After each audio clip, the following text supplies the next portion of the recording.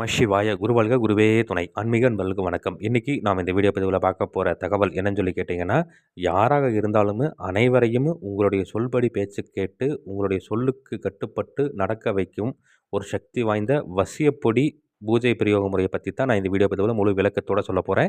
நீங்கள் இந்த வீடியோ பார்க்குறதுக்கு முன்னாடி நம்மளோட யூடியூப் சேனல் ஸ்ரீ வேத சக்தி சாயி யூடியூப் சேனலை சப்ஸ்கிரைப் பண்ணாதவங்க பண்ணிக்கோங்க.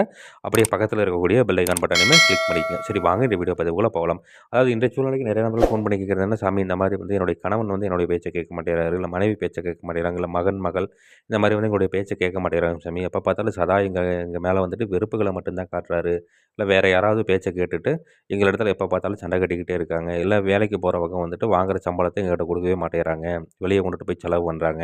இப்படிங்கிற மாதிரியான விஷயத்துக்கெல்லாம் நிறைய பேர் ஃபோன் பண்ணி கேட்குறீங்க. நாங்களும் நிறையா பக்கம் போய் பார்க்குற சாமி, அவங்களும் என்னென்னமோ தர்றாங்க, ஆனால் சொல்லிக்கக்கூடிய அளவுக்கு எந்த ஒரு பலனுமே கிடைக்க மாட்டேங்குது சாமி. ஏதாவது நல்ல ஒரு முறையில் இருந்தால் சொல்லுங்கள் அப்படின்னு சொல்லி கேட்குறனால இந்த பதிவு வந்து முழு விளக்கத்தோடு சொல்கிறேன். இது வந்து உங்களுடைய பேச்சை அதாவது வந்து என்னென்னு கேட்டிங்கன்னா, இந்த பொடி வந்து என்ன மாதிரியான விஷயத்துக்கு நீங்கள் பயன்படுத்தலாம்னா, இப்போ உங்கள் மேலே நீங்கள் சொல்கிறதே வந்து அவங்க வந்து காதுலேயே வாங்கிக்க மாட்டேங்கிறாங்க, நீங்கள் எதை சொன்னாலும் நீங்கள் சொல்கிறதுக்கு நேர் எதிராக செய்கிறாங்க, இப்படிங்கிற மாதிரியான விஷயத்துக்கெல்லாம் நீங்கள் இந்த பொடியை வந்து நீங்கள் முறையாக பயன்படுத்துகிறீங்க அப்படிங்கிற பட்சத்தில் உங்களுடைய பேச்சை கேட்டு நீங்கள் சொல்கிறத நல்லதுக்கு தான் சொல்கிறீங்க அப்படிங்கிறது வந்து அவங்களுக்கு புரிய வச்சு உங்கள் மேலே வந்துட்டு ஒரு அதீத ஈர்ப்பை கொடுத்து உங்களுடைய சொல்லுக்கு வந்து கட்டுப்பட்டு இந்த பொடியானது வந்துட்டு பார்த்துக்கிட்டிங்கன்னா நடக்க வைக்கும். சரிங்களா? அந்த அளவுக்கு நல்ல ஒரு அற்புதமான சக்தி வாய்ந்த பொடி இருக்குன்னு சொல்லி சித்திரை நாட்களுக்கு ஒருவற்றுக்கு. இதை எப்படி பண்ணணும் என்ன ஏது அப்படின்னு சொல்லி பார்த்தோம்னா, செய்கிறது நாள் எப்போ அப்படின்னு சொல்லி கேட்டிங்கன்னா, கிரகண நேரத்தில் பண்ணலாம்.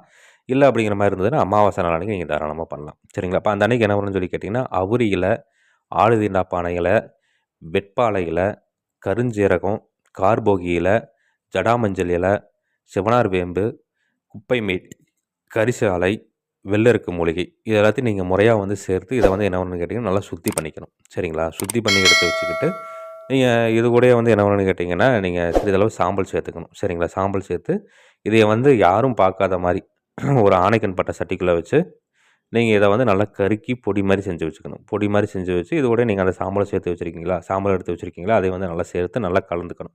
நல்லா கலந்து இதை வந்து எடுத்துகிட்டு போய் ஒரு சுத்தமான இடத்துல பீடம் அமைக்கணும். நீங்கள் முதல்ல தலவாழையில் விரித்து அதற்கு மேலே வந்துட்டு இந்த சாம்பலை வந்து கொட்டி பரப்பி விட்டு இந்த பொடியை வந்து கொட்டி பரப்பி விட்டுட்டு நீங்கள் முறையாக வந்து இதற்கு மேலே வந்து நான் இந்த வீடியோவில் ஒரு எந்திரம் ஒன்று கொடுத்துருக்குறேன். இந்த எந்திரத்தை வரைஞ்சிட்டு இந்த எந்திரத்தினுடைய மையப்பகுதியில் வந்துட்டு ஒரு சூடம் ஒன்று ஏற்றிக்கணும். சரிங்களா? இதுக்குண்டான தூவ தீபங்கள்லாம் கொடுத்துட்டு இந்த எந்திரத்தினோட மையப்பகுதியில் ஒரு சூடத்தை ஏற்றிட்டு இதற்கு எதிர நீங்கள் அமர்ந்து இதற்குண்டான சக்தி வாய்ந்த மந்திரம் நான் இந்த வீடியோவில் கொடுத்துருக்கேன். இந்த மந்திரத்தை வந்து உச்சாடனம் கொடுக்க ஆரம்பிக்கணும். சரிங்களா? இப்போ கிரகண நேரத்தில் பண்ணுற மாதிரி இருந்ததுன்னா கிரகண நேரம் முடிகிற வரைக்கும் மந்திர உச்சாடனங்கள் கொடுக்கலாம். இப்போ இதே அமாவாசை நாளைக்கு நீங்கள் பண்ணுற மாதிரி இருந்ததுன்னா பௌர்ணமி வரைக்கும் நீங்கள் இந்த மந்திர உச்சாடனங்கள் கொடுக்கணும்.